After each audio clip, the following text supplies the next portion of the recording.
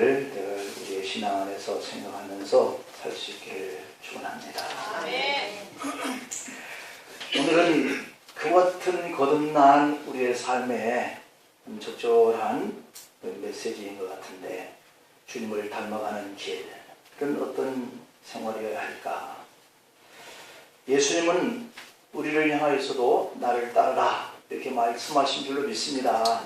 꼭 제자 12명에게만 나를 따르라 이렇게 말씀하신 것이 아니라, 주님의 십자가의 그 구원을 늘 받았다라고 생각하는 저와 여러분들에게도 나를 따르라 이렇게 주님은 부르셨어요. 여러분, 예수님을 따른다라고 하는 것이 어떤 의미일까요? 그렇다면 그게 참 궁금하잖아요. 예수님을 따라가는 것이 제자들의 삶인데, 그럼 예수님을 따른다고 하는 것이 어떤 의미일까? 오늘 본문을 통해서 그 의미를 살펴보고 우리도 주님을 따르는 그러한 제자의 소망이 있기를 간절히 축복합니다. 그 첫 번째로는 예수님을 따르는 것은 천국길을 따라가는 것이다 이렇게 말할 수 있어요. 천국길을 따라가는 것. 여러분들 다 천국길 따라가시죠? 아멘. 우리가 천국길을 가시는 예수님을 따라가는 것, 이것이 예수님을 따르는 거예요. 누군가의 삶을 한마디로 요약한다면 매우 힘든 일이에요. 그럼에도 예수님의 생을 한마디로 요약하면 그것은 천국일 것이다 이렇게 표현할 수가 있겠습니다.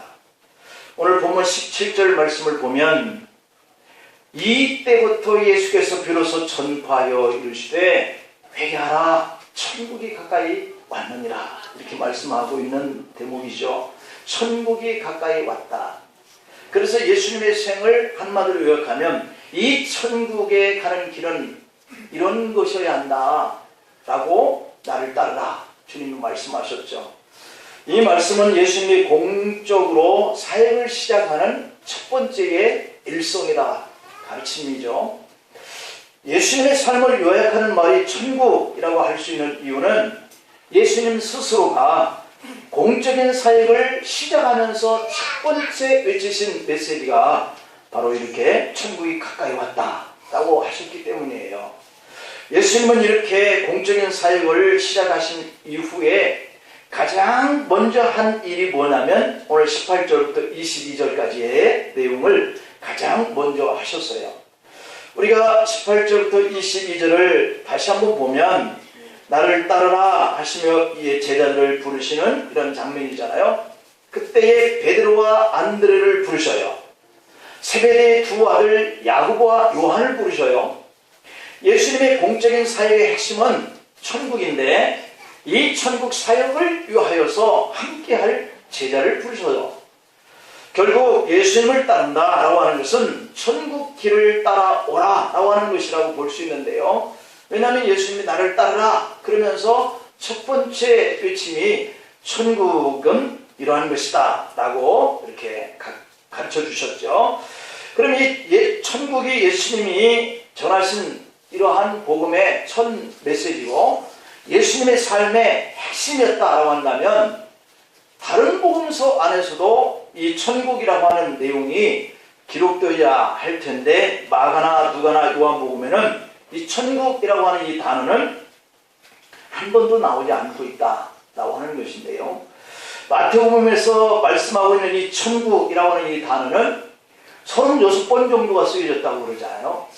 그런데 나머지 성경 전체에서는 이 천국이라고 하는 이 단어가 디모데후서에서 바울이 자신의 죽음을 말하면서 한 번 사용되었던 단어가 천국이라고 하는 단어예요. 왜 이런 현상이 나타났을까라고 하는 부분을 우리가 말씀을 드려본다면, 이 천국은 영어에는 킹덤 오브 헤븐이라고 이렇게 되어 있잖아요. 그러니까 하나의 나라, 하나님의 나라 이렇게 표현되어져야 하는 단어가 맞지, 천국이라고 하는 이 단어보다는 하나님의 나라라고 이렇게 기록이 되어야 하는 거죠. 다른 복음서나 서신서에서는 모두가 다 이렇게 킹덤 오브 헤븐이라고 이렇게 적혀져 있단 말이에요. 하나님의 나라. 천국과 하나님의 나라라고 하는 이 표현을 우리가 비교를 해보면, 그렇다면 왜 이 마태복음에서는 천국이라고 하는 이 단어가 36번 정도가 기록되어 있는데도 불구하고 다른 복음서에는 천국이라고 하는 이 단어보다는 하나님의 나라라고 이렇게 기록이 되었을까라고 하는 거죠. 마태복음의 주 독자가 누구냐면 유대인들이에요. 그러니까 이 마태복음을 쓴 마태가 누구를 대상으로 해서 이 말씀을 썼냐면 유대인들을 대상으로 썼다라고 하는 거죠. 그렇기 때문에 주 독자가 이 유대인들이기 때문에 하나님의 이름을 망령되이 말하면 벌을 받는다라고 하는 이 율법, 이것 때문에 하나님이라고 하는 이 단어를 피하고 대신 썼던 이 단어가 천국이라고 하는 단어라고 이렇게 볼 수 있는 거죠. 그러니까 하나님의 나라라고 하는 이 하나님이라고 하는 이 단어를 기피하고 다른 단어를 찾는데 천국이라고 하는 이 단어를 썼다라고 하는 관점이에요. 그래서 하나님의 나라가 정상적인 칭호로서 맞는데 유독 이 마태복음에서는 천국이라고 하는 단어를 써야 하는 이유는 대상이 유대인들에게 써야 했기 때문이었다. 그러나 그들은 율법적으로 하나님이라고 하는 이 단어를 이렇게 자주 쓰는 것은 망령되다 이렇게 여기기 때문이었다라고 말씀을 드릴 수 있어요. 그래서 이 천국보다는 하나님의 나라라고 하는 이 단어가 더 정확한 표현이다라고 하는 것을 우리가 알 필요가 있고요. 그럼 이 천국이나 하늘나라라고 하면 이 장소적인 개념이 강하잖아요. 그래서 이 하나님의 나라는 하나님이 친히 다스리는 나라라고 하는 이 개념인 거예요. 그러니까 이 땅에서도 하나님이 우리를 다스려 그러면 이것이 곧 하늘나라인 거예요. 그리고 천상에서 온 지구, 온 세계를 다스린다라고 하는 이 개념도 하나님의 통치라고 하는 개념이죠. 그래서 장소가 어디든지 내가 어디 있든지 내가 지금 하나님께 다스림을 받는 믿음의 사람이다 라고 생각한다면 곧 여기가 하나님 나라다 라고 하는 거죠. 그래서 이 개념이 너무 강하다 보니까 여호와쟁이는 천국과 지옥이 없이 오늘 이 현세 우리가 사는 이곳이 하늘나라다 이렇게 표현을 하고 있죠. 예수님이 누가복음 17장 20절 21절에 보면 하나님의 나라는 볼 수 있게 임하는 것이 아니요 또 여기 있다 저기 있다 하고도 못하리니 하나님의 나라는 너희 안에 있느니라 in Christ 이렇게 표현하는 거예요. 예수님이 너희 안에 지금 있다. 하나님의 나라가 너희 안에 있다. 이런 표현인 거예요. 그러니까 그리스도인들은 이 땅에서도 하나님이 다스리시는 이 하나님의 나라를 경험하는 것이어야 할 줄 믿습니다. 왜냐하면 우리가 예수님의 본을 따라서 그 길을 가는데 그분이 직접 통치하는 이 나라 안에 믿음을 가지고 산다면 곧 내가 살고 있는 이 가정이, 직장이, 이 교회가 하나님의 나라, 하나님의 통치를 받는 곳 이러한 개념인 거죠. 그래서 우리가 어디 있든지 지금 내가 하나님의 지배를 받고 다스림을 받고 통치를 받는다 라고 하는 이런 믿음을 우리가 가져야 할 줄을 믿습니다. 그러면 우리 믿음이 정상적인 믿음의 길을 갈 수 있는 거예요. 내가 죽으면 천국에 간다, 하나님 나라에 간다 이렇게 생각하기 때문에 우리의 삶이 따로따로인 거예요. 믿음 따로, 생활 따로. 이 땅에서 하나님이 지금 나를 다스리면 내가 하나님을 경험하고 살아가고 있는 거죠. 이 땅에서 그렇게 살다가 죽게 되면 그 하나님의 다스림이 성취되는 그 곳에 우리가 임하는 것이죠. 그래서 이 땅에서도 지배를 받고 있다가 내가 죽어서 영이 분리되어서 하나님 나라에 가면 영원히 그 땅에 들어가게 되어지는 것이 성취된다 이렇게 말씀을 드릴 수 있죠. 그래서 예수님은 우리가 하나님의 다스림을 받을 수 있도록 그 길을 예비하기 위해서 오신 분인 줄 믿습니다. 예수님의 삶과 죽음 그리고 그 부활과 승천 이것을 통해서 우리가 되어질 그 길을 먼저 보여준 거예요. 하나님이 다스릴 수 있는 그 길을 믿음의 사람들에게 열어놓은 거예요. 그래서 우리도 예수님처럼 죽는 거예요. 그리고 예수님처럼 부활하는 거예요.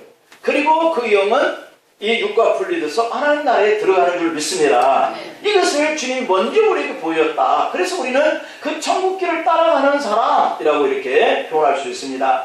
지금 우리가 예수님을 따른다고 하는 것은 예수님 이미 다 열어놓으신 이 하나님의 나라의 길, 천국 길을 가는 것이고 하나님 인도하심을 받고 가는 삶인 줄로 믿습니다. 여러분 이번 한 주간에도 우리의 마음과 또 우리의 가정과 또 우리가 직장 안에서 생활하는 것과 또 그 믿음과 하나님을 통해서 우리가 구원받는 자녀의 이 관계를 통해서 다스림을 받고 다스림을 받는 그 길에서 순종함을 보시기를 축복합니다. 두 번째로는 그럼 예수님을 따르는 것은 우리가 버리고 따르는 길이다 라고 하는 것을 말씀드릴 수 있어요. 하나님 나라에 가는 그 길은 우리가 예수님이 보여주신 그 길을 따라가는데, 예수님이 우리에게 보여주신 것은 세상 것들을 내려놓고 세상 것들을 버리고 쫓아가는 제자들의 모습들을 우리에게 보여줬단 말이에요.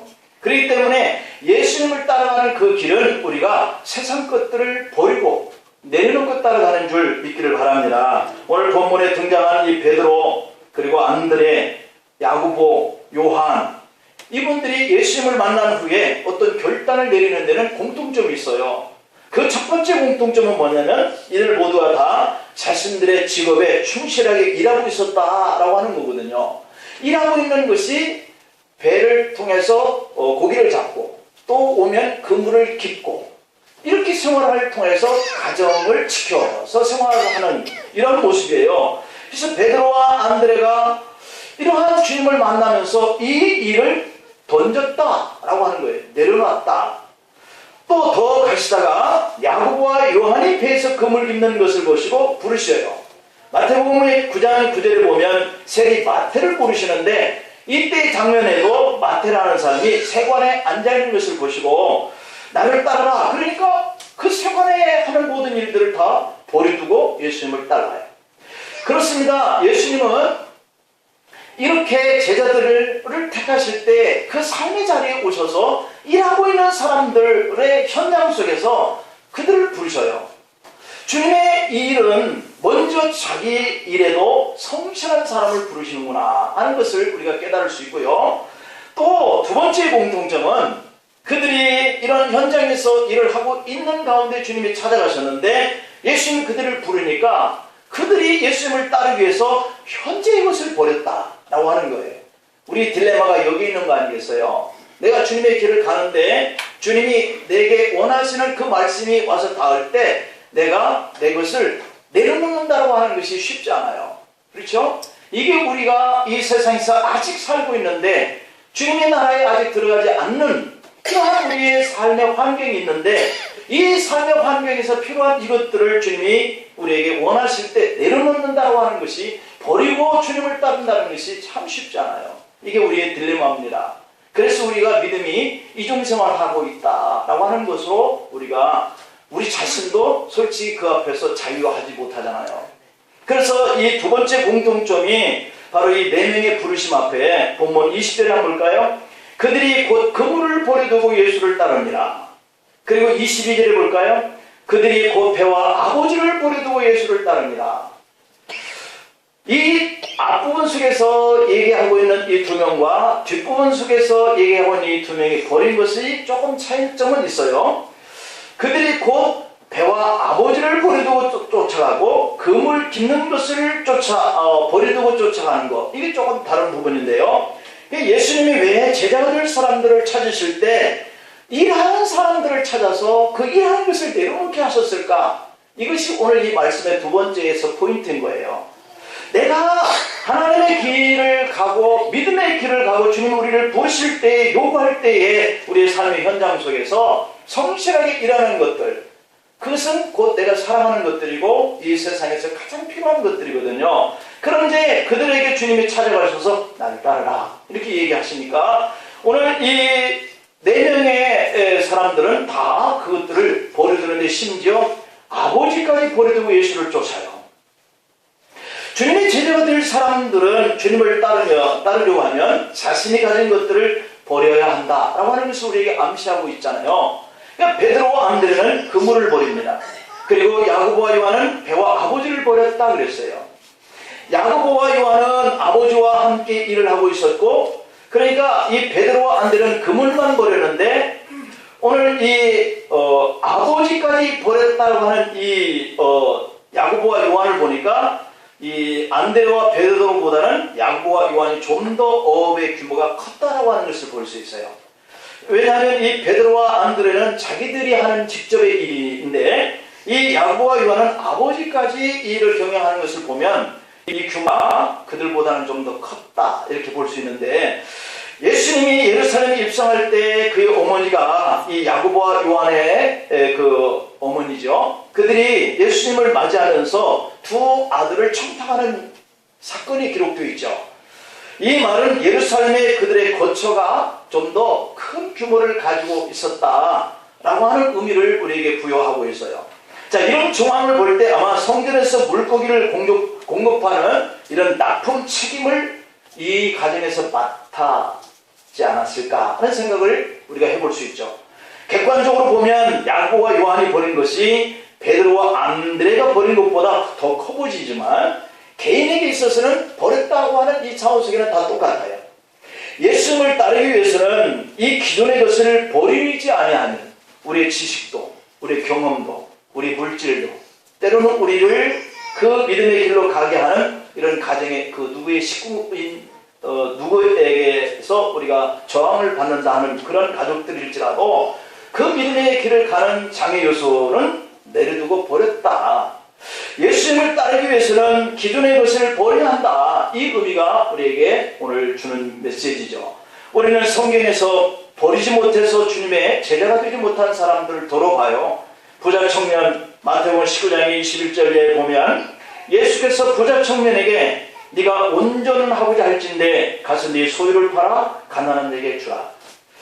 그리하면 하늘에서 보화가 네게 있으리라. 그리고 와서 나를 따르라 하시니 그 청년이 재물이 많으므로 이 말씀을 듣고 근심하면서 갔다. 우리는 이 말씀을 참 잘 알고 있습니다. 그런데 막상 내가 부자로 살 때 나에게 이러한 것들을 다 팔아서 가난한 사람들을 구제하고 예수님의 뒤를 따르라. 그런다면 이 부자 청년처럼 오늘 우리도 동일한 고민이 들 거예요. 저부터서 여러분들의 이르기까지.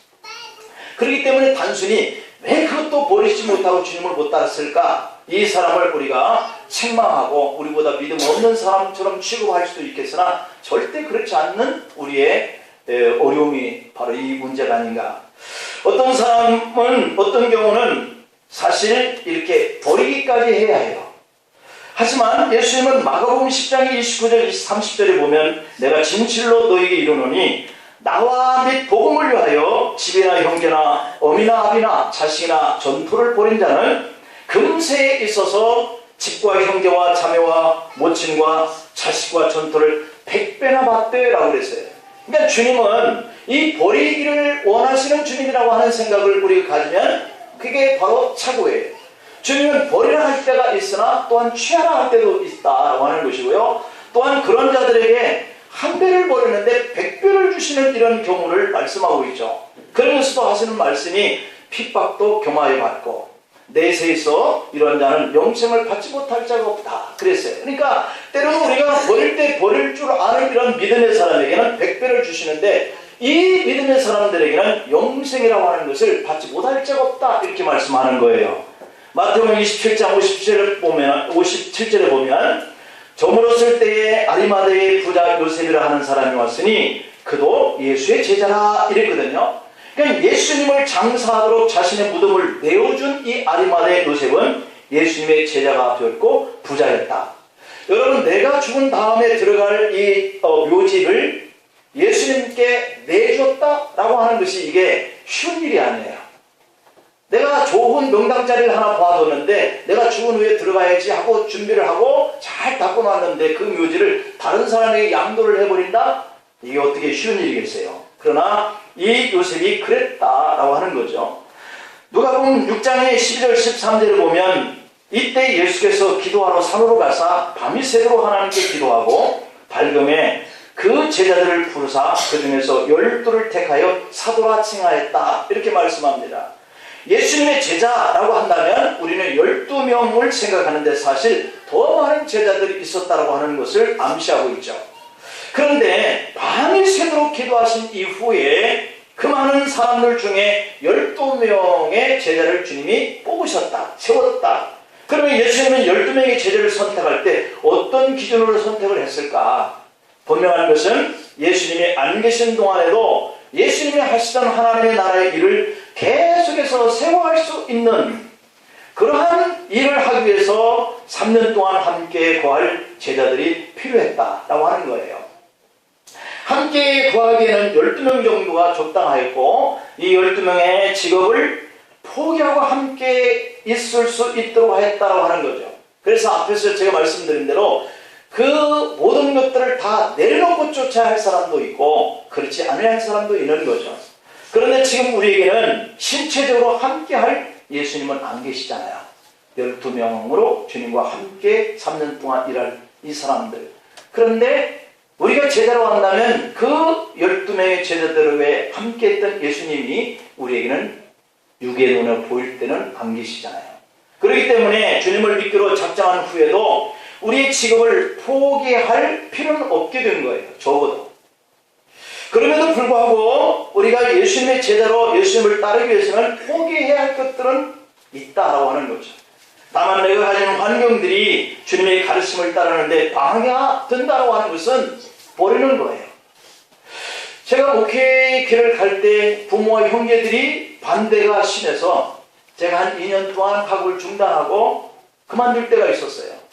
이것은 내가 주님의 길을 따르는 이 일이 형제를 버리는 것과 부모를 떠나는 것이 안타깝기 때문에 그들의 말을 추종했다가 그 길이 아닌 것이 내 마음속에 더욱더 뜨겁게 일어났기 때문에 그들을 떠나서 신학을 하게 되어지는 이러한 생활들을 결단한 거죠.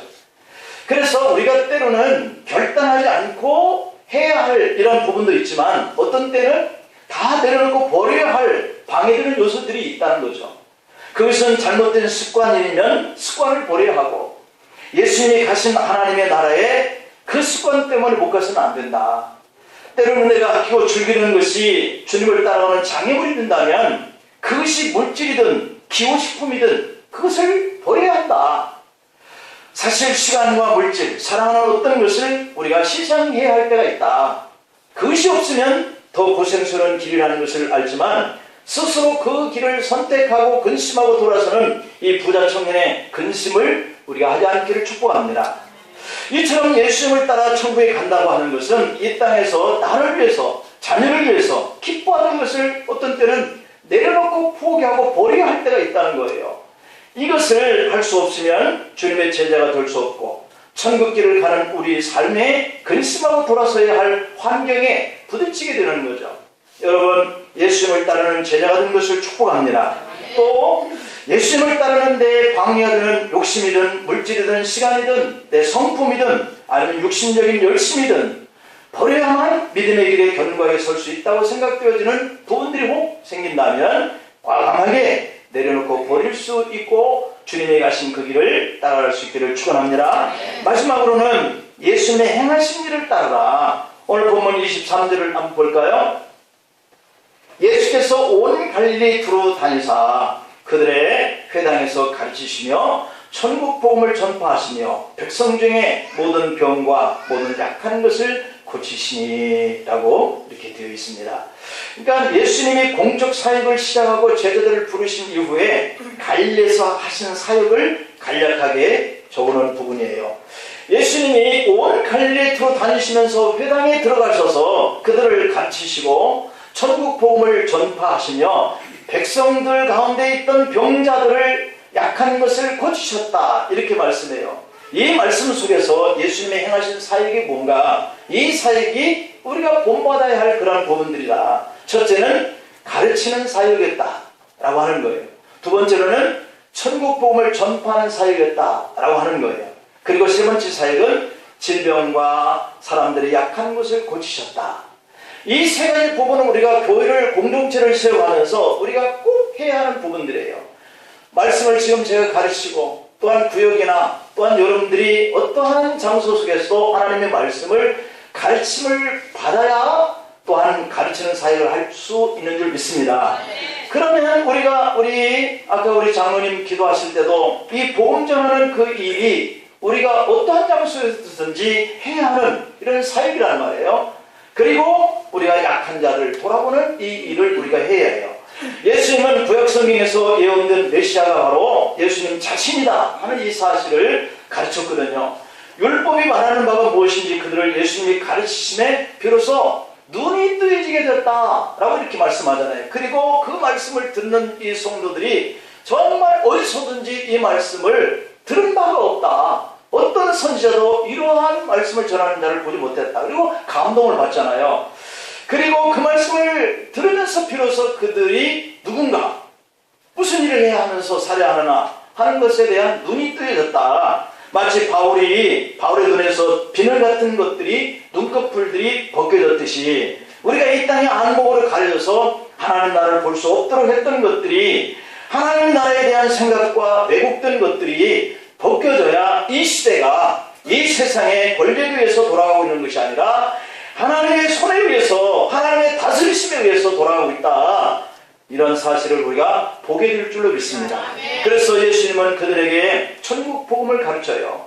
말씀을 우리가 캐리그마 혹은 디다케 이렇게 두 가지로 부르거든요. 근데 이 캐리그마나 디다케라고 하는 이 의미를 우리가 성경을 볼 때 깨달아요. 아, 이것은 캐리그마구나. 아, 이것은 디다케구나 하는 이러한 의미를 잠깐 말씀을 드리면, 이 캐리그마라고 하는 이 단어를 쓸 때는 말씀이 선포되어지는 말씀이에요.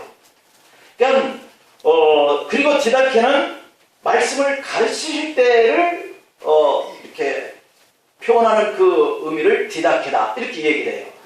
그러면 이 디다케라고 하는 이 단어를 쓸 때는 우리가 납득할 수 있고 이해할 수 있도록 가르치는 비유까지도 들어가면서 설명하시는 이 대목은 예수님이 가르치신 말씀이지만 그건 디다케예요. 가르치시는 말씀. 그런데 캐리그마로 쓸 때는 우리와 동의가 없는 거예요. 우리가 이해하지 못하더라도 상관없어요. 그냥 선포되어지는 말씀이에요. 주 예수 그리스도를 믿어라. 이것은 가르치시는 것이 아니에요. 천국이 가까이 왔느니라. 이것은 가르치는 것이 아니라 선포된 말씀이잖아요. 그래서 이것은 캐리그마인 거예요. 선포된 말씀.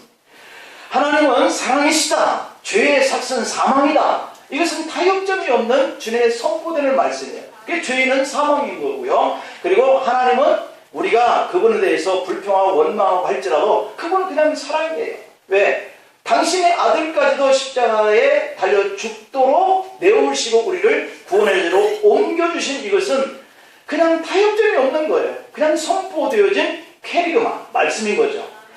내가 아파트 옥상에서 뛰어내리면서 나는 만유인력의 법칙을 이해할 수 없다라고 해도 그는 뛰어내리면 만유인력에 의해서 땅에 떨어지는 거지, 그러는 공중에 붕붕 떠 있어야 할 텐데 그는 만유인력을 부인하면서 뛰어내리지만 만유인력에 의해서 떨어져서 죽는 거거든요.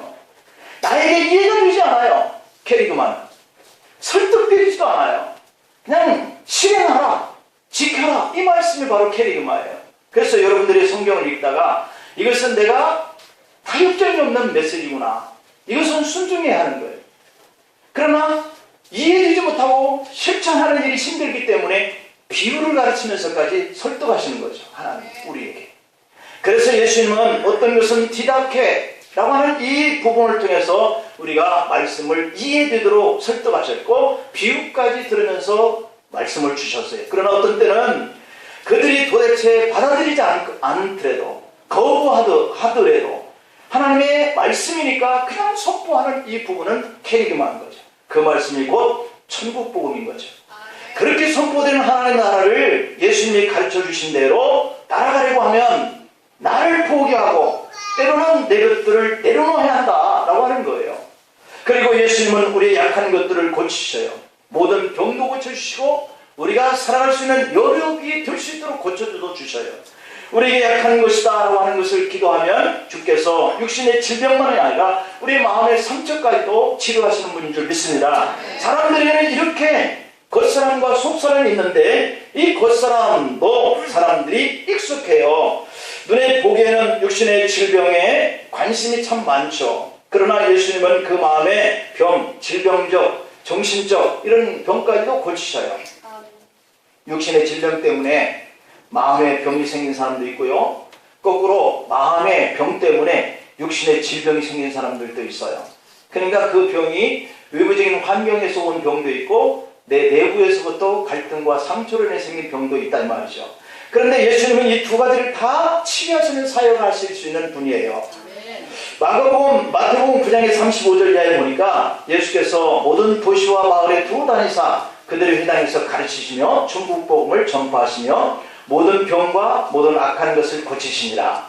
무리를 보시고 불쌍히 여기시니 이는 그들이 목자 없는 양과 같이 고생하며 기진합니다. 그랬고 오늘 이 24절에서도 모든 이 병들과 또 이렇게 앓고 있는 각종의 모든 그러한 귀신에게 들린 병들까지도 치유하시는 대목이 나와있죠. 예수님은 이렇게 우리에게 긍휼이 많으신 분인 줄 믿습니다.